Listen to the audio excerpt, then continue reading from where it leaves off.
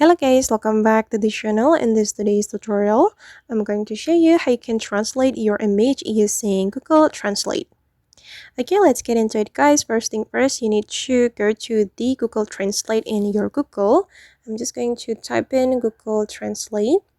Okay, and you can choose the source language.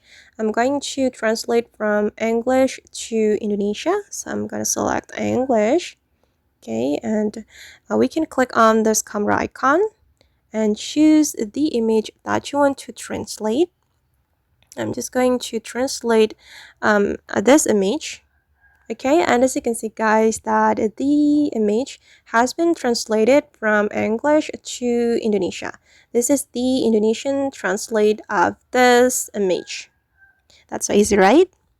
Okay guys, and that's how we can translate our image using Google Translate. I hope this tutorial will be useful for you. Thank you so much for watching and see you in the next video.